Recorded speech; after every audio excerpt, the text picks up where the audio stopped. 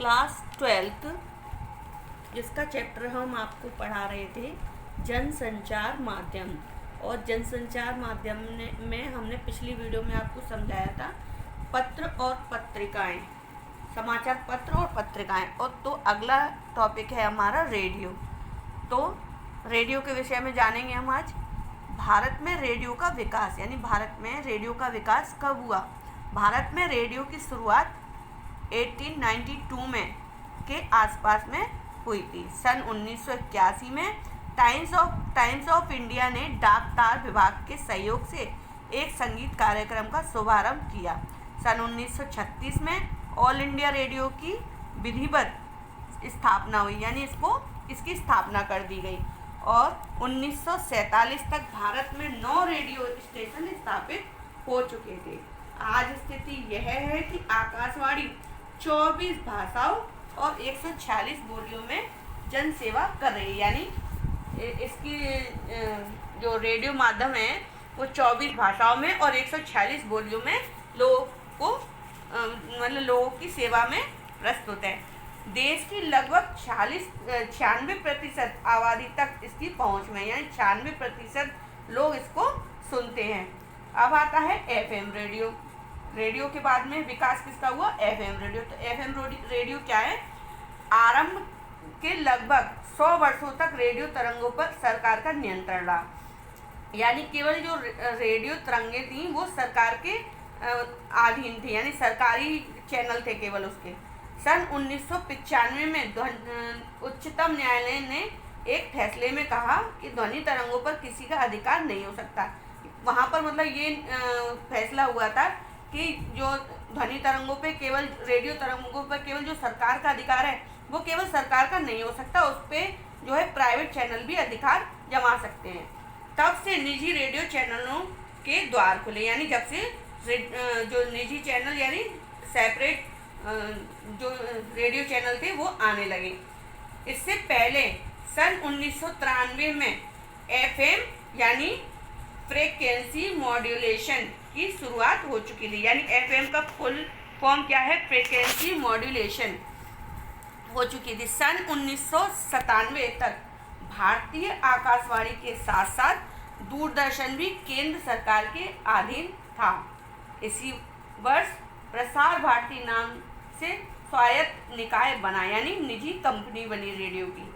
आज रेडियो और FM radio इसी के अंतर्गत आते हैं। आज एफएम रेडियो एक बार फिर से लोकप्रिय होने लगा है। आप सभी जानते हैं कि अब जो है रेडियो के साथ साथ एफएम रेडियो यानी प्राइवेट कंपनियों के भी बहुत सारे चैनल चल रहे हैं। एफएम रेडियो एक बार फिर से लोकप्रिय होने लगी।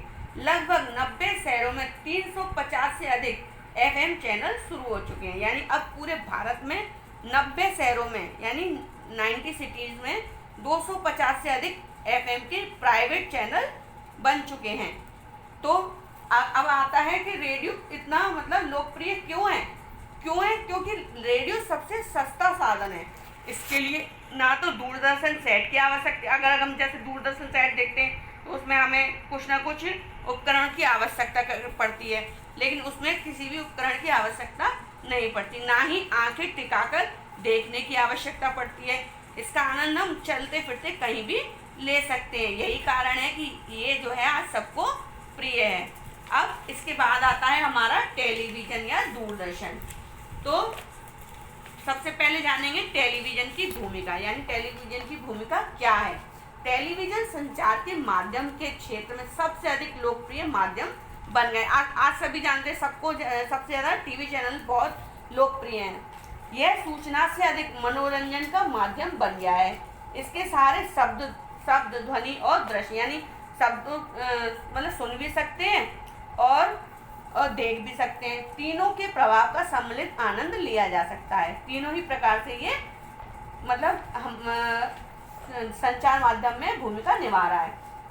अब आता है भारत में टेलीविज़न का आरंभ और विकास कैसे हुआ। तो भारत में टेलीविज़न का आरंभ 15 सितंबर 1959 को हुआ।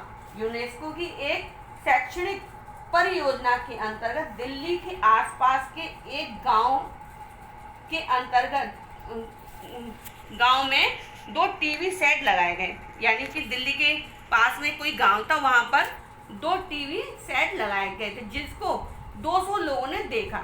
1965 के बाद विधिवत यानी क्रम से टीवी सेवा आरंभ हुई, यानी उसके बाद में लगातार टीवी चैनल चलने लगा। दूरदर्शन 1975 तक बड़े बड़े 7 नगरों में दूरदर्शन केंद्र खुले। 1976 में स्वतंत्र रूप से दूरदर्शन नामक निकाय की स्थापना हुई। निकाय यानी निजी कंपनी। 20वीं सदी के अंतिम दशक में निजी टीवी चैनलों ने इस क्षेत्र में पांव पसारे, यानी धीमे धीमे 20वीं सदी में निजी चैनल जो है आगे बढ़ते रहे। इसके सबसे पहले आया CNN, फिर BCN, star discovery, national geography जैसे विदेशी चैनलों की भारत में शुरुआत हुई। यानी जैसे ही 20वीं सदी लगी तो धीमे धीमे जो प्राइवेट चैनल थे वो बढ़ते ही चले गए। उसके बाद भारत में जो है बाहर की विदेशी कंपनियों ने भी अपने चैनल स्टार्ट कर दिए। इसी के साथ पश्चिमी संस्कृति से लवरेज कुछ चैनल भी आए जिन्होंने भारत की संस्कृति में खलल डाल दी, यानी भारतीय संस्कृति को उन्होंने धीमे धीमे खत्म करते चले गए। वे चैनल कौन कौन से थे? FTV, MTV, BTV और इसके बाद अक्टूबर 1993 में GTV और स्टार टीवी में एक अनुबंध हुआ, यानी दोनों में कंपटीशन हुआ। इसके बाद समाचार प्रसारण के क्षेत्र में भी बारसी आ गई। धीमे धीमे इसका विस्तार इतना बढ़ गया कि उसके बाद में पहले मनोरंजन चैनल आए, उसके बाद में समाचार प्रसारण का भी क्षेत्र बढ़ता चला गया। उसके समाचार चैनलों में सबसे पहला आया जी न्यूज़, स्टार न्यूज़ और जैसे स्वतंत्र चैनल शुरू हो गए, यानी ये धीमे धीमे बढ़ते चले गए। सन 2002 में आज तक चैनल आ गया।